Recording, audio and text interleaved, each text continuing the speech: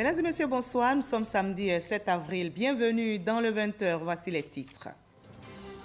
Le ministre de la Communication, de l'économie numérique et de la Poste décline sa vision du service universel.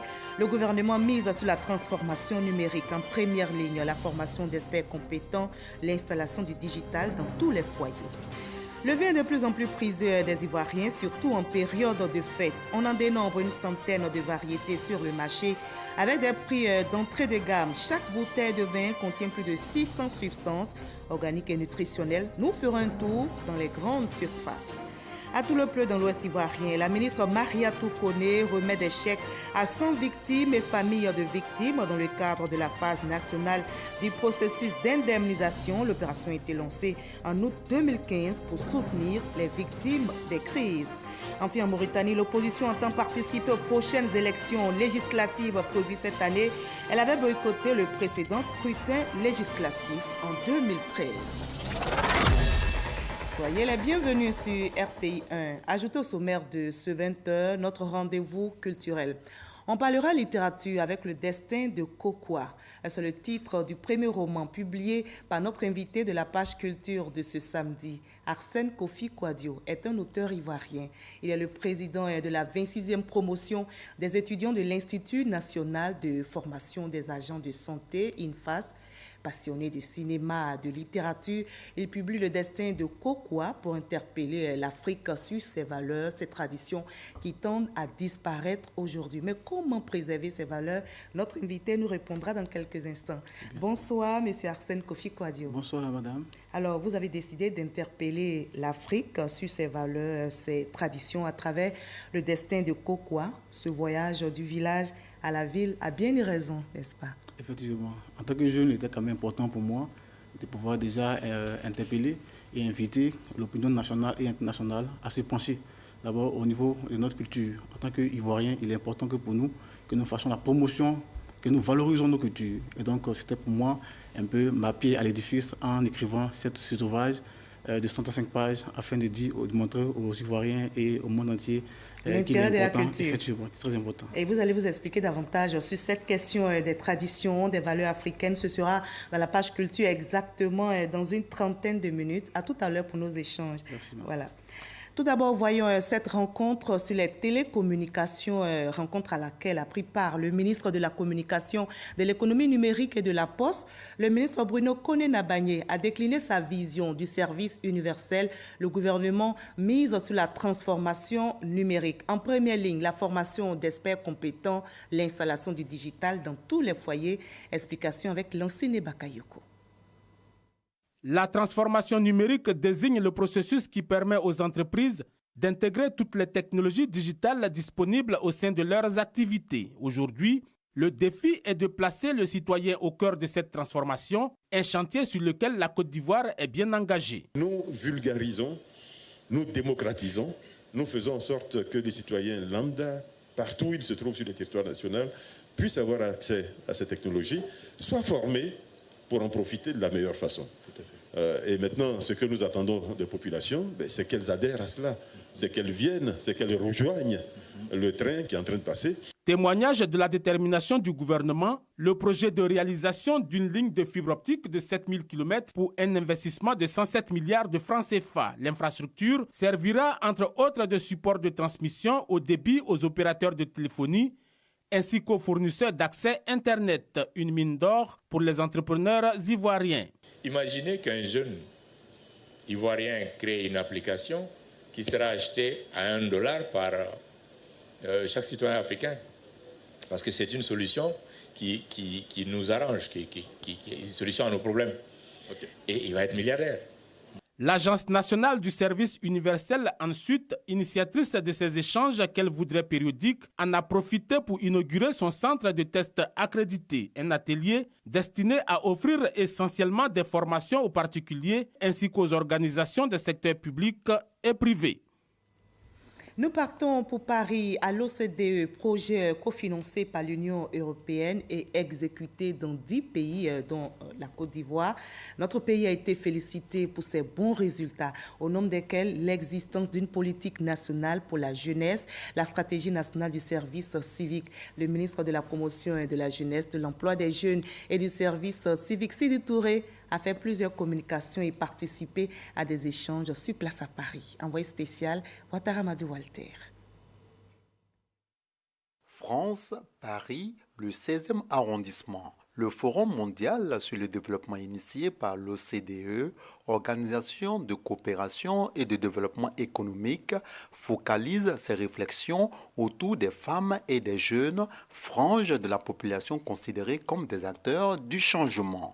L'institution, qui compte 27 pays membres et 24 pays partenaires, veut exploiter le pouvoir de 4 milliards de personnes à travers le monde. C'est à son siège que l'OCDE mène les présents travaux. Cette organisation indépendante souhaite la création d'emplois formels afin de permettre aux jeunes d'accéder à un travail décent. Il faut aller plus loin dans la démarche et il a été notamment dit dans les différentes sessions la nécessité d'adopter une approche intégrée. À partir du moment où la jeunesse est une question transversale, il est important que la politique soit mise en œuvre de façon intégrée en incluant l'ensemble des ministères sectoriels concernés, que ce soit le ministère de l'Éducation, le ministère de la Santé, le ministère de l'Emploi, etc. Et aussi inclure, au-delà du gouvernement, le secteur privé. À ce dialogue politique de haut niveau était au centre des débats le projet de l'Union européenne OCDE sur l'inclusion des jeunes. Selon Mario Pezzeni, directeur du Centre de développement de l'OCDE, la Côte d'Ivoire, pays bénéficiaire du dit projet, s'est bien illustré durant la phase de mise en œuvre sur la période allant de 2014 à 2018. Le ministre de la Promotion de la Jeunesse, de l'Emploi des Jeunes et du Service civique a été donc félicité et encouragé à poursuivre les actions visant à améliorer les conditions de vie des femmes et des jeunes. On retiendra que le modèle ivoirien se vend bien.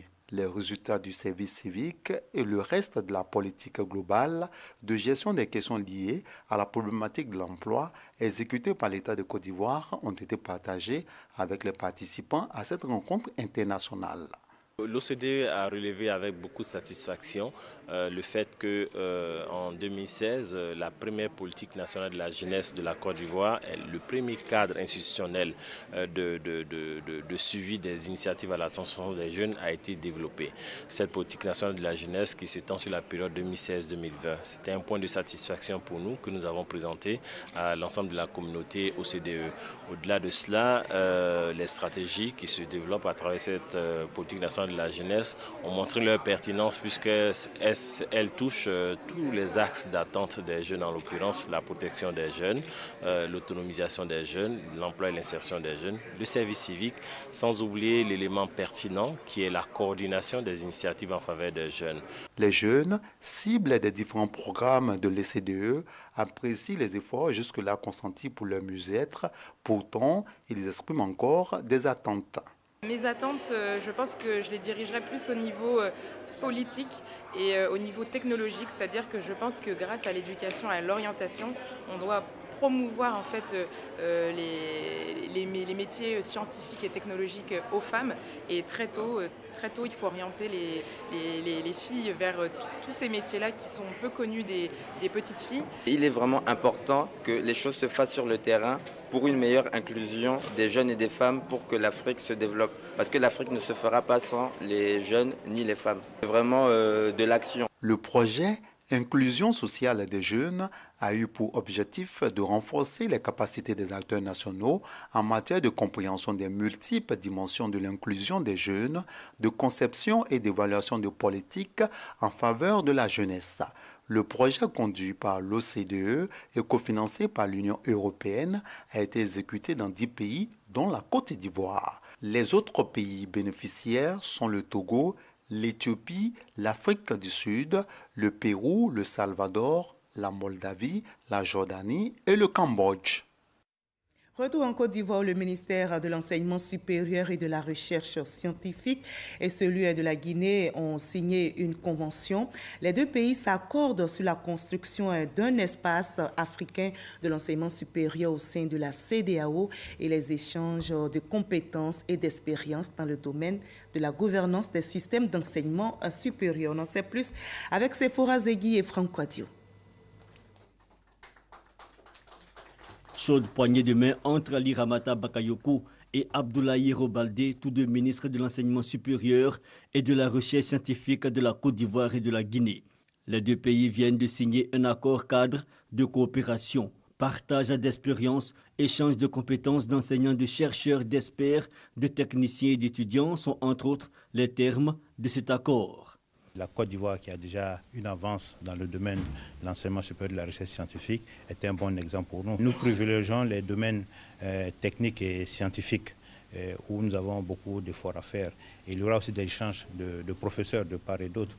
Cet accord vient renforcer la coopération académique et scientifique entre les institutions universitaires de la Côte d'Ivoire et celles de la République de Guinée, selon l'Iramata Bakayoko. Ces accords revêtent une importance capitale et s'inscrivent parfaitement dans la vision de nos deux chefs d'État, à savoir parvenir à l'émergence grâce au développement de la science, de la technologie et de l'innovation et également à la formation de ressources humaines de qualité.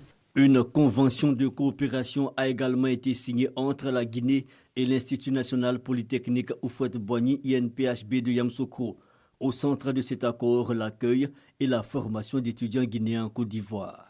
Les accords que nous venons de signer portent sur deux directions. D'abord, accueillir des jeunes Guinéens talentueux dans les classes préparatoires de l'INPHB, les former de sorte que ces étudiants puissent passer les concours internationaux. La ministre de l'Enseignement supérieur et de la Recherche scientifique de Côte d'Ivoire a émis le vœu de voir ces accords s'étendre à d'autres universités et grandes écoles, aussi bien ivoiriennes que guinéennes.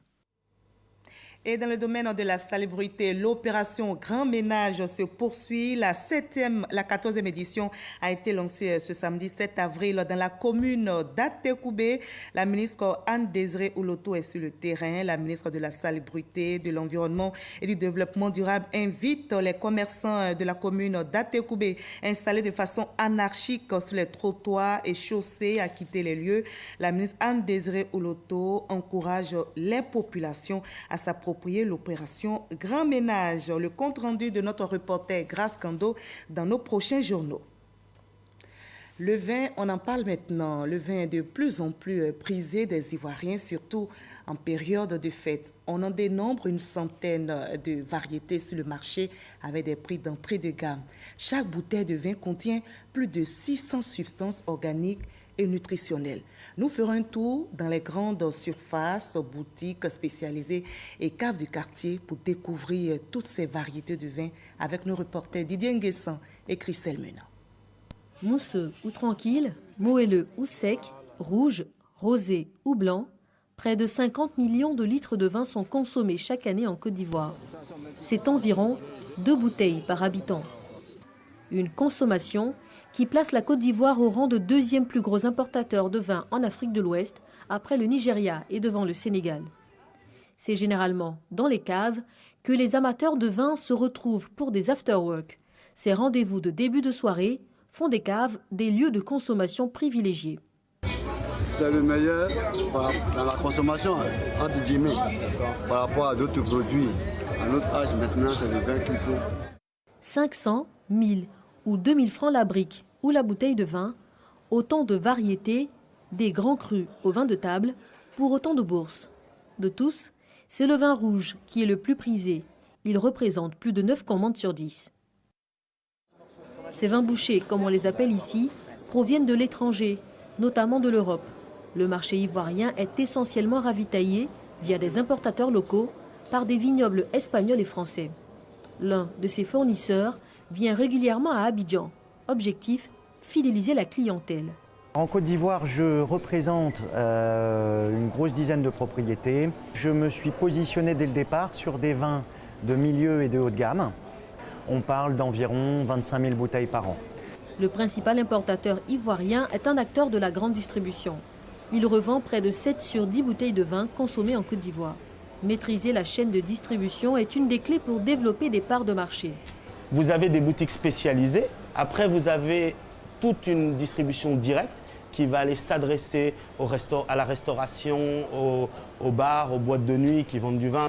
Nous avons ce qu'on va appeler des tierces, des intermédiaires, qui sont des grossistes ou des semi-grossistes, qui vont être, par exemple, typiquement un dépositaire, à qui on va livrer en gros et qui vont, eux, redistribuer sur l'ensemble des petits points de vente dans le pays.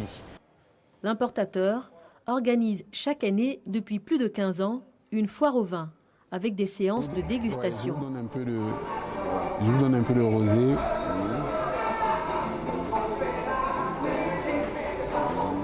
Un peu aigre. C'est ce que j'ai remarqué. Il n'agresse pas le palais. Une approche commerciale qui conforte sa position de leader sur le marché du vin en Côte d'Ivoire. Il détient 65% des quelques 100 milliards de francs CFA de chiffre d'affaires que génère le secteur.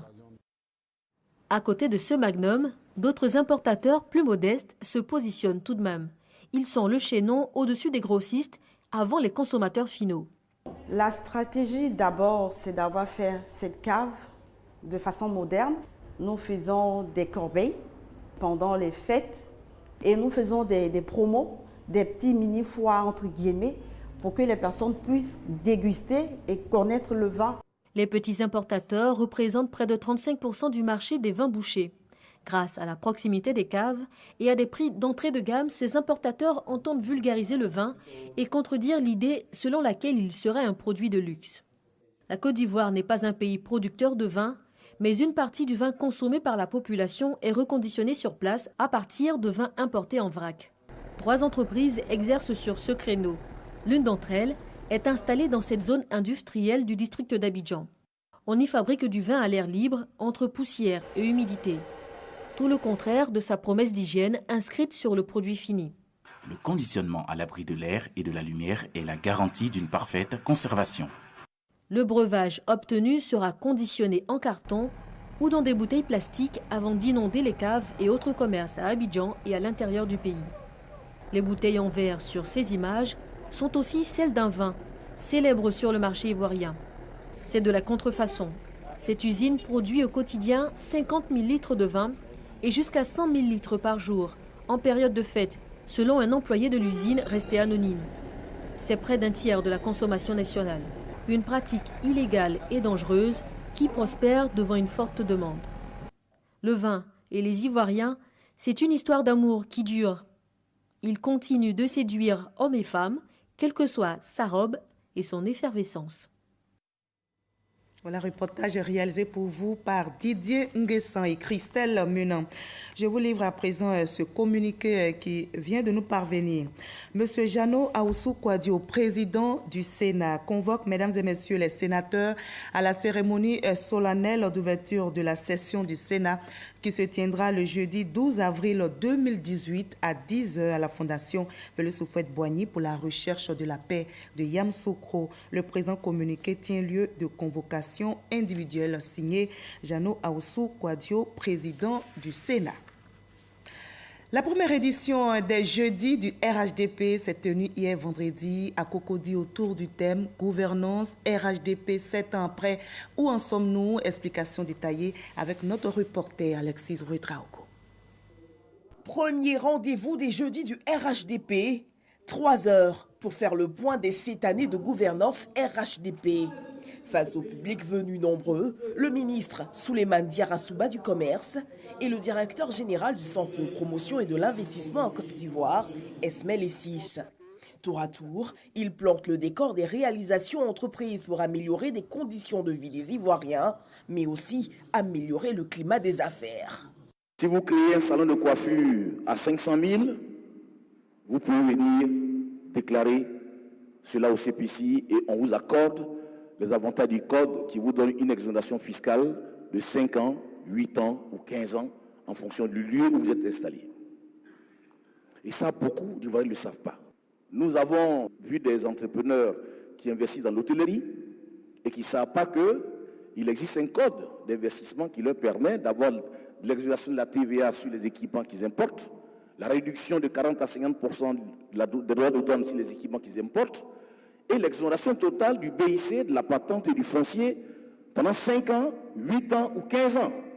Nous avons travaillé à mettre en place différents organes de fonctionnement, notamment le Conseil national de la lutte contre la cherté de la vie, qui est dans sa phase vraiment opérationnelle, et ensuite la Commission de la concurrence. Pour ce qui concerne le logement, il y a un projet de loi qui a été pris au cours du dernier trimestre 2017 portant sur l'encadrement des loyers. On attend que ce projet de loi puisse passer, je pense, au niveau de l'Assemblée nationale, afin qu'il soit adapté pour éviter toutes les pratiques qui sont abusives dans le marché. Pour 2018, le gouvernement prévoit livrer 10 000 logements sociaux. Le gouvernement, en tout cas, essaie au quotidien de prendre des mesures pour que les conditions de vie des populations puissent être améliorées et pour que l'évolution des prix soit contrôlée. Quand s'ouvre le temps des échanges, questions-réponses, ménagères, commerçantes, responsables de PME et étudiants partagent leur incompréhension. Un exercice au final jugé satisfaisant. La réponse que M. le ministre a donnée, bon, d'abord c'est de bonnes réponses. Il a essayé de nous dire que le gouvernement est en train de travailler sur ces points-là. Donc je suis d'accord pour ça. Maintenant, il faut que le gouvernement fasse encore plus d'efforts pour satisfaire sa population. Monsieur le ministre lui-même a reconnu qu'il y a des efforts qui restent à fournir, il y a beaucoup de chantiers qui restent encore, n'est-ce pas, à exploiter. Nous sommes confiants que ce gouvernement, bien évidemment, reviendra sur ces chantiers pour le bonheur des Ivoiriens que nous sommes. Les jeudis du RHDP se veulent lucam pour porter aux Ivoiriens les actions du gouvernement. Ces rencontres sont annoncées pour les 1er et 3e jeudis du mois. Souvent vous entendez, mais qu'est-ce qui est fait pour les populations? On ne voit rien, on ne sait rien, on est au courant de rien. Est-ce que ce gouvernement travaille? Alors que beaucoup est fait. C'est la raison pour laquelle nous avons institué cette tribune pour leur dire ce qui est fait, pour rendre visible ce qui est fait par le gouvernement, pour informer les populations, pour échanger avec les populations, pour communiquer sur les actions et activités menées par le gouvernement pour ces populations-là. Autre défi de cette rencontre, véhiculer des messages de paix et de rassemblement. C'est une question de responsabilité, c'est une question également d'engagement et de volonté de bien faire. Rendez-vous est donc pris pour très bientôt. Il est en fin d'émission en Côte d'Ivoire. L'ambassadeur du Royaume d'Arabie Saoudite a fait ses adieux jeudi au ministère des Affaires étrangères. C'était lors d'un dîner organisé à son honneur par le dit ministère. Le ministre Marcel Amontano lui a rendu hommage au nom du gouvernement ivoirien pour avoir contribué au raffermissement des liens économiques et diplomatiques entre l'Arabie Saoudite et la Côte d'Ivoire. Olivier Iriebi, Gabriel Zani. L'ambassadeur du Royaume de l'Arabie Saoudite, son Excellence Saud Saad Atobeti, quitte officiellement la Côte d'Ivoire après une mission de 5 ans. Lors du dîner organisé en son honneur, le ministre Marcel Amontano a salué l'engagement du diplomate saoudien dans le raffermissement de la coopération entre la Côte d'Ivoire et son pays. Selon le ministre, cette coopération a produit des résultats satisfaisants tant au plan politique, économique, éducatif que religieux. Vous avez su tisser de solides liens d'amitié, tant dans le cercle diplomatique qu'au sein de la population ivoirienne, usant en cela des qualités humaines indéniables qui vous sont reconnues, faites de mesure et de courtoisie. Notre coopération vit des jours heureux, dont la pérennité me paraît acquise. C'est pourquoi je voudrais me féliciter des visites croisées de hautes personnalités en Arabie Saoudite et en Côte d'Ivoire. En guise d'illustration, la visite officielle du président de la République, son Excellence M. Alassane Ouattara à Riyad en décembre 2014, qui aura permis de relancer significativement la coopération entre nos deux pays. Élevé au rang de commandeur dans l'ordre du mérite ivoirien, Saad Altobeti a exprimé toute sa reconnaissance à la Côte d'Ivoire. Je voudrais adresser mes sincères remerciements au président de la République, Dr Alassane Ouattara, et à tous les membres du gouvernement ivoirien pour le soutien qu'ils m'ont apporté au cours de ma mission en qualité d'ambassadeur extraordinaire et plénipotentiaire du Royaume d'Arabie Saoudite dans ces beaux pays. Arrivé le 23 juillet 2013 en Côte d'Ivoire, le diplomate saoudien a contribué à la marche du pays vers l'émergence et à son retour sur la scène internationale. Durant sa mission, la Côte d'Ivoire a bénéficié d'un financement de plus de 34 milliards de francs CFA de la part de l'Arabie saoudite. Loin d'Abidjan, à tout le pleu dans l'ouest ivoirien, la ministre Maria Toukoné a procédé hier à une remise de chèques à 100 victimes et familles de victimes dans le cadre de la phase nationale du processus d'indemnisation. L'opération a été lancée, je rappelle, en août 2015 pour soutenir les victimes des crises en Côte d'Ivoire. Le ministre de l'Intérieur et de la Sécurité, Sidiki Diakité, a procédé officiellement à l'inauguration du centre de secours d'urgence du Haut-Sassandra. Sidiki Diakité a réaffirmé la volonté du gouvernement de tout mettre en œuvre pour la création des services de la protection civile dans les régions en vue d'apporter une assistance urgente aux populations. Ghana Konate. Entièrement financé par le Conseil régional du Haut-Sassandra, à hauteur de 316 millions de francs CFA, le centre de secours d'urgence de Daloa est doté de 71 pompiers civils dont la mission est de lutter contre les feux de brousse, les incendies et transporter les blessés des accidents de la circulation dans les hôpitaux. L'avènement de cette section de l'Office national de la protection civile est salué par le président du Conseil régional du Haut-Sassandra. Nul ne sait quand est-ce qu'un accident de la circulation avec beaucoup de dégâts se produirait. Nul ne sait quand est-ce que dans un foyer, une ménagère, par inadvertance, mettra le feu à sa résidence. L'ouvrage que nous allons officiellement inaugurer va permettre d'accroître efficacement les moyens d'une prompte réaction pour sauver des vies humaines et des biens face aux accidents, incendies et périls divers auxquelles nos populations sont régulièrement confrontées. À cette occasion, le ministre de l'Intérieur et de la Sécurité a remis une ambulance et un camion-citerne pour renforcer les capacités d'intervention des sapeurs-pompiers. Sidiki Diakité a salué l'action remarquable des pompiers civils qui consiste à prendre en charge la protection des personnes, des biens et de l'environnement. À vous, soldats du feu, je voudrais vous féliciter pour le travail qui est déjà accompli. Le gouvernement ne souhaite plus que des personnes en situation de détresse n'aient aucun recours autour d'elles. Le gouvernement ne souhaite plus que les inondations que nous vivons chaque jour fassent encore des victimes. Depuis fort longtemps, les sapeurs-pompiers ne sont pas à Daloa. Et Dieu nous a aidés. On a reçu des gens pour nous aider, je suis très content. Le marché de Daloa a une fois été brûlé. Il a fallu qu'on aille jusqu'à Yamsokro pour venir éteindre ce feu. Donc aujourd'hui, s'il y a un centre de ce genre à Daloa, ça nous fait plaisir.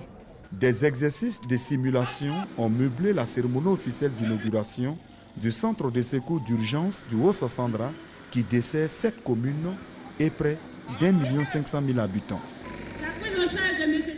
Hors de la Côte d'Ivoire, en Mauritanie, l'opposition entend participer aux prochaines élections législatives prévues cette année 2018. Elle avait boycotté le précédent scrutin législatif en 2013. L'opposition demande par ailleurs que soient poursuivis en justice tous ceux qui appellent à modifier la Constitution dans le but de permettre au président Ould Abdelaziz de briguer un 3e mandat en 2019. Nous sommes samedi, on passe maintenant à la page culture de ce 20h et on ouvre avec le Massa, un bilan satisfaisant pour le marché des arts du spectacle d'Abidjan qui a eu lieu, je rappelle, du 10 au 17 mars dernier ici à Abidjan. Le directeur général Yacouba Konaté fait le bilan ici suivi par notre reporter Issa Tchonayeo. Le directeur général du marché des arts du spectacle d'Abidjan, Massa, devant la presse. 3 semaines après la 10e édition du Massa, Yacouba Konaté dresse le bilan. Il se réjouit du bon déroulement de la manifestation à Abidjan, même si le public a souvent fait défaut sur certains sites. Le Massa a émis 400 billets entre les billets que nous avons achetés et les billets que nos amis et les autres professionnels ont mis sur la table pour pouvoir nous rejoindre. Donc, en termes d'économie de la culture, c'est un signe qui indique que le Massa est rentable. La vocation du Massa est de vendre des spectacles. Cette année, Plus d'une soixantaine ont tapé dans l'œil des acheteurs. De quoi réjouir le directeur général du Massa. Au jour d'aujourd'hui, nous avons enregistré déjà 68 intentions d'achat. Sur la vente des tickets de certains spectacles par une structure privée, en partenariat avec le Massa, Yacouba Konaté entend faire le point de la collaboration avant de se prononcer sur une probable reconduction. Le Massa a vocation à animer la chaîne des valeurs des métiers de la culture et nous avons fait confiance à un groupe de professionnels qui a fait plusieurs séances dont certains n'ont pas apporté toute la satisfaction que eux et nous attendaient, mais dont certains ont marché. Le marché des arts du spectacle d'Abidjan est une occasion pour le ministre de la Culture et de la Francophonie d'inviter les pays du Nord à ouvrir leur espace aux artistes subsahariens. Même inviter de façon régulière à des festivals, à des concerts en Europe, nos groupes, nos artistes sont privés de visa. Que les artistes soient libres d'aller et de venir. Car les artistes ne se sédentarisent pas là où il n'y a pas d'inspiration. Ils vont et ils viennent. Le Massa 2018 a vu la participation de 152 groupes, 160 exposants, 65 pays, 102 journalistes internationaux, plus de 150 journalistes nationaux, 1695 participants. Et on arrive à l'entretien avec notre invité de la page culture de ce 20h. Nous sommes toujours en compagnie de notre invité, M. Arsène Kofi Kouadio, auteur du roman « Le destin de Kokwa ». Alors, M. Arsène Kouadio, dites-nous, je remarque, votre récit commence au village avec Djouman, le père de Kokwa, votre personnage principal. C'est un choix, mais comment vous l'expliquez? En fait, je l'explique par rapport à un constat. Le constat est que la jeunesse ivoirienne et la jeunesse africaine, il y a une cassure entre nous, en tant que jeunes, et notre village. Et donc, c'était important pour moi déjà de réconcilier, de ramener la jeunesse ivoirienne à sa culture, de permettre à cette jeunesse-là de pouvoir quand même épouser ou même réépouser sa culture. Donc, de comprendre ce qui se passe dans nos contrées, de comprendre tout ce qui se passe au village. Et donc, c'est pour ça que ici, j'amène déjà mon lecteur à pouvoir quand même se plonger à fond dans les remous ménages, tout ce qui se passe au village, pour comprendre un peu déjà les existences qu'il y a dans nos contrées, les existences qu'il y a dans nos villages. Donc à garder la tête, c'est vrai, dans la modernité, mais les pieds dans la tradition. Effectivement. Nous allons suivre ensemble le résumé de votre roman qui a intéressé également notre reporter Issa Tchonoyeo. Il a lu, il le résume pour nous. Merci. Un ouvrage pour valoriser les us et coutumes africaines. Le destin de Kokwa, tome 1, exhorte les jeunes à avoir les têtes dans le modernisme et à garder leurs pieds dans la tradition. La trame de l'œuvre est assez évocatrice pour le lecteur. Le personnage principal, Kokwa, élève et orphelin de père, va subir les pires difficultés liées à sa condition de vie. Maltraitance, méchanceté des hommes et la souffrance sont autant de mots pour freiner Kokwa dans sa quête d'un bien-être. En guerrier solitaire, il n'y va pourtant pas se laisser gagner par le découragement et la paresse. Bien qu'étant à l'école occidentale, il va se donner la force de réussir en s'inspirant des valeurs culturelles ancestrales. Ce moral de gagneur ne laisse personne indifférent. On s'est très vite rendu compte que c'était un passionné de littérature qui avait des idées très claires sur ce qu'il voulait. Et il appartenait aux éditions Balafon de la Compagne. L'écrivain est quelqu'un de brillant. Et moi, je l'ai rencontré. Il m'a soumis son ouvrage. Je l'ai lu. J'ai été convaincu. Le maire de Marcory salue la qualité du livre et exhorte les jeunes à la lecture. Et la culture, ce n'est pas simplement aller au cinéma. La culture, c'est aussi pouvoir écrire et lire. Voilà. Et nous avons envie vraiment que les enfants prennent pour passion lire. L'auteur Arsène Kofi Kouadio est étudiant à l'INFAS. Féru des lettres, en plus de soulager l'homme par des soins médicaux, veut également le guérir par les écrits. Le destin de Kokwa est donc la voie toute ouverte pour réaliser ce rêve longtemps caressé depuis sa tendre enfance. Voilà, nous continuons notre voyage du village à la ville. Diouma, d'abord au village. Diouma était au village. C'était un homme très attaché à sa culture, à sa tradition, mais moi j'ai eu l'impression qu'il acceptait tout au nom de cette tradition-là, même les serpents dans sa case.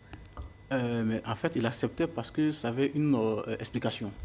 Et donc, ça, je le dis parce que ça fait partie de notre culture. Et lorsqu'on a des serpents qui viennent, qui tournent autour, ça veut dire qu'on attend... Parce que sa femme était enceinte. Voilà, effectivement. Donc, c'est un fait qui, effectivement... Donc, il n'avait pas le droit de tuer ces serpents-là. Bon, de toute façon, les serpents étaient partis. Et donc, il ne pouvait pas les retrouver. Mais, effectivement, il a compris que c'était déjà des signes qui étaient quand même aussi assez importants qu'on devait quand même mettre en exergue pour dire qu'effectivement, les serpents sont venus pour protéger Banga. En fait, il va mourir de façon mystérieuse. Effectivement. Vous pointez aussi du doigt la sorcellerie. Oui, en fait, pour dire que même dans le village, c'est vrai qu'on voit aussi les aspects positifs, mais il y a aussi les aspects négatifs. Donc, c'est pour ça qu'ici, dans l'œuvre, on a montré que certes, Diouma, qui avait quand même des vertus, mais pouvait quand même succomber vraiment à ces effets qui sont réels, en fait. D'accord, ça nous amène à parler des valeurs qu'il faut préserver, les valeurs africaines. Quelles sont ces valeurs selon vous? Moi, je pense que d'abord, il y en a plusieurs. Mais le plus important, c'est d'abord ce que nous avons comme culture, je vais même dire ancestrale. Et donc, cette culture ancestrale, il est important que nous, en tant que jeunes, déjà, nous prenons cette culture-là comme une doctrine afin de pouvoir être des ambassadeurs de ces cultures-là. Donc, en termes de valeurs, c'est d'abord notre éducation de base. C'est pour cette raison que, déjà, l'œuvre commence au village. Alors, Kokwa va pouvoir quand même se baser sur l'éducation qu'il a reçue par son père, qui est planteur. Et donc, c'est l'environnement culturel, l'environnement qu'il y a au village. Cette éducation au niveau des plantations, le respect. Et le respect. Et voilà. Donc, c'est un jeune qui respectait. Effectivement. Voilà. Donc, cette cohésion, Kokwa a su adopter cette cohésion, a su adopter cette doctrine traditionnelle et a pu quand même se faire une place au soleil, tout en se basant sur ses vertus, tout en se basant sur tous ses atouts culturels. Il a reçu de son père, de sa mère. Mais son frère jumeau, lui, va prendre une autre voie. Effectivement, là encore, c'est pour déjà interpeller la jeunesse, parce que nos parents font ce qu'ils peuvent. Mais c'est à nous d'abord d'être prêts à pouvoir accepter déjà les principes et aussi accepter nos différentes éducations. C'est pour ça aussi que je dis qu'on peut être jumeaux, mais si nous-mêmes, on n'arrive pas à accepter déjà l'éducation qu'on nous donne, on peut alors suivre une voie qui est négative. Et donc ici, il y a un parallèle. Donc Kokwa qui suit les prescriptions de son père. Malgré le décès de son père. Effectivement. Malgré le décès de sa mère, il s'en sort. Il s'en sort, effectivement. Mais son frère jumeau, lui, va aller à la dérive. Voilà, simplement pas pour dire que chacun a son destin, chacun doit pouvoir construire son identité. Malgré l'environnement dans lequel on se trouve. Malgré l'environnement, il faut que chacun puisse construire son identité culturelle et professionnelle aussi. D'accord. Vous dites qu'aujourd'hui, l'Afrique est en train de perdre ses valeurs traditionnelles, toutes ces valeurs qui font l'Afrique. Alors, c'est vrai, vous partez de quel constat pour le dire? Madame, je fais par exemple un simple constat. Aujourd'hui, quand on se retrouve entre nous jeunes étudiants, quand on échange, quand il s'agit des différentes cultures européennes, alors nous avons toutes les informations. Nous connaissons même l'hymne des pays européens. Mais quand il s'agit de la Côte d'Ivoire, quand ils posent une question, on dit non, nous, actuellement, avec la mondialisation. Donc nous avons également des chaînes étrangères. Nous avons des pays étrangers qui ont une puissance à travers leurs médias, qui vendent leur culture et donc qui nous imposent. C'est-à-dire que malgré nous, qui imposent... Mais c'est bon de s'ouvrir à l'extérieur? Non, je dis, effectivement, c'est bon, mais qui nous imposent leur culture. Et donc c'est à nous également aussi de valoriser ce que nous avons comme le Comment le faire? D'abord, il faut multiplier déjà les rencontres, il faut multiplier les cérémonies culturelles, il faut médiatiser tout ce que nous avons comme culture, afin de pouvoir aussi essayer, comme je dis, quand même de pouvoir confronter un peu les Occidentaux, parce qu'ils ont vraiment une machine médiatique qui fait qu'aujourd'hui, nos cultures que nous avons du mal vraiment à pouvoir mettre en exergue. C'est un complexe, vous le pensez? Je pense que c'est un complexe dans la mesure où je ne vois pas encore vraiment en termes de solutions, je ne vois pas encore je pense que le dessin de Kokwa est dans le ton. Alors, quand vous dites que nous devons valoriser nos traditions, nos valeurs, c'est vrai, on doit dépoussiérer cette tradition. Effectivement. Il y a l'excision qui n'est pas bien, qui est au nom de la tradition qui est appliquée. C'est ça. Alors, qu'est-ce que ça peut apporter à un pays comme la Côte d'Ivoire de valoriser ses traditions, sa culture? D'abord, il faut dire qu'aujourd'hui, nous constatons qu'il y a des fuites de cerveau Simplement parce que quand nous sommes assis devant la télévision et que nous voyons des édifices, par exemple, comme la Tour Eiffel, nous avons envie de partir pour juste vérifier, pour juste voir, effectivement. Et donc, c'est toutes ces valeurs-là, effectivement, qui nous poussent à aller. Mais si déjà, en Côte d'Ivoire, nous mettons en exergue ce que nous avons comme culture, c'est sûr que la jeunesse ivoirienne, déjà, qui va adopter, prenant cette culture-là, elle sera même l'ambassadeur. Vous voyez, madame, aujourd'hui, je suis assis ici, je suis président une promotion à l'INFAS, mais le professeur Milanda Sanogo, qui est décisionnaire de l'INFAS, sera fier du fait que son étudiant est assis devant la télévision. Donc, c'est la 26e promotion, c'est la décisionnaire de l'INFAS qui est aussi fier. Donc, c'est un parallèle pour dire que lorsque la jeunesse se retrouve, par exemple, en Occident, mais c'est la Côte d'Ivoire qui est fière, c'est le peuple ivoirien qui est fier. Et donc, il faut pouvoir quand même déjà reconstruire nos valeurs. Il faut reconstruire les valeurs de la jeunesse ivoirienne, il faut reconstruire les valeurs de la jeunesse africaine, il faut reconstruire les valeurs de la Côte d'Ivoire, afin que, regardez madame, il n'y a même pas d'édifice, quand on parle par exemple de la Côte d'Ivoire, qui caractérise la Côte d'Ivoire, comme par exemple la Tour Eiffel. Et merci beaucoup, monsieur Arsène Kofi Kouadio. Quand on parle de la Côte d'Ivoire, on pense à l'éléphant. Il y a quand même des emblèmes. Je pense que le ton est donné et vous donnez également le ton dans votre ouvrage, Le Destin de Kokoa. Merci en tout cas d'avoir été notre invité de la page culture de ce 20h. Il faut valoriser notre culture et la Côte d'Ivoire est riche en diversité culturelle. Vous l'avez compris, ce journal est terminé. Merci de votre aimable attention. À demain 20h. Très belle soirée sur RTI1.